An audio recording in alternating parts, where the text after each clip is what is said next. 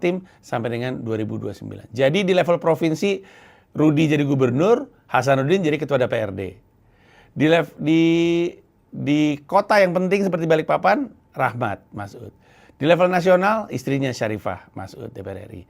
Legislatif di daerah, DPRD Kaltim, Syahariah Masud. Jadi, baik eksekutif ataupun legislatif, udah dipegang sama Masud. Jadi, kepentingan-kepentingan dijagain sama satu keluarga. Kalau mereka lagi lebaran, hitungannya rapat itu.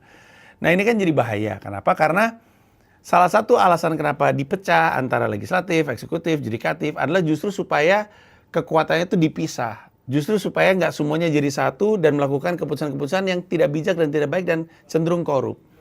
Ketika dijadiin satu, mudah sekali, ini kayak raja gitu. Pokoknya gue yang bikin aturan, gue yang mastiin aturan dijalanin, gue yang megang hukumnya, semuanya serba gue. Sehingga ketika dia melakukan kesalahan, nggak ada yang ngecek, nggak ada yang nuntut, nggak ada yang memperdebatkan gitu. Dan akhirnya yang buruk siapa? Masyarakat Kalimantan Timur. Nah, ini jadi permasalahan. Kenapa? Karena seakan-akan masyarakat Kaltim bilang ini tuh nunggu waktu. Sampai mereka ini semuanya korupsi atau bahkan diduga sudah korupsi oleh mereka dan nunggu buktinya saja. Kekhawatiran mereka bisa dibenarkan karena memang tahun belakangan ini ada banyak kepala daerah yang tertangkap korupsi atau sedang ya at least OTT ya, operasi tangkap tangan, dan sedang melewati proses penyidikan. Di tahun 2026 sendiri aja ada Maidi Wali Kota Madiun, Sudewo Bupati Pati, Fadia Arafik Bupati Pekalongan, Muhammad Fikri Tobari Bupati Rejang Lebong, Syamsul Aulia Rahman Bupati Cilacap, Gatut Sunuwibo Bupati Tulungagung.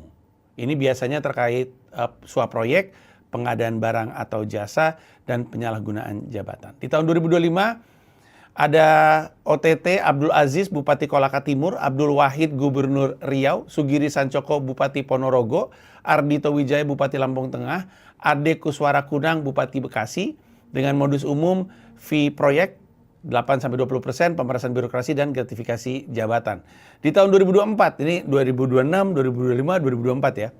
Ada Sahbirin Nur, Gubernur Kalimantan Selatan, Rahidin Mersyah, ini Gubernur Bengkulu, dan Risnandar Mahiwa, PJ ya, Wali Kota Pekanbaru. Ini juga suap politik, pungutan KSN, dan pemotongan anggaran daerah. Jadi ada 3 bupati, utamanya kebanyakan, gubernur 3.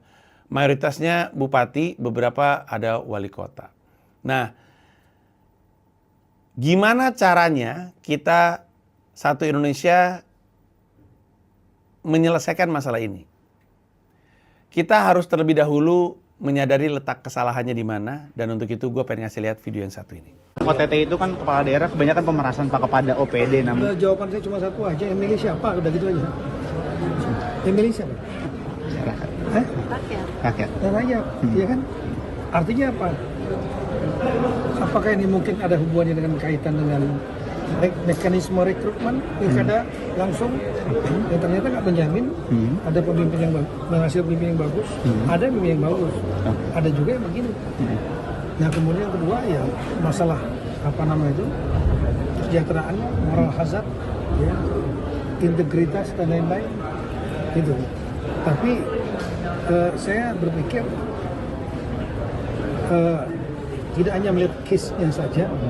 Ini kan beberapa kali terjadi dalam waktu yang singkat ya. Artinya kan ada problema yang sistematis. Ada problema dasar. Mungkin salah satunya adalah mekanisme rekrutmen yang selama ini yang digunakan, mereka semua kan adalah hasil dari pemilihan langsung.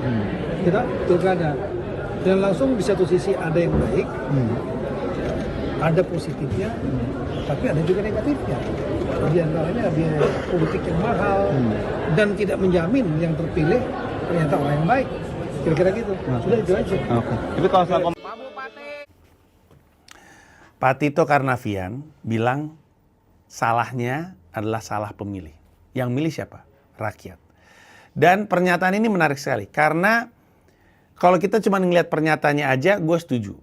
Tapi kalau kita ngelihat niat di belakangnya, atau nggak bisa disebut mensreanya ya, tapi kita kan mesti nangkep subteksnya gitu ya, menangkap apa yang dimaksud ketimbang apa yang diucap saja.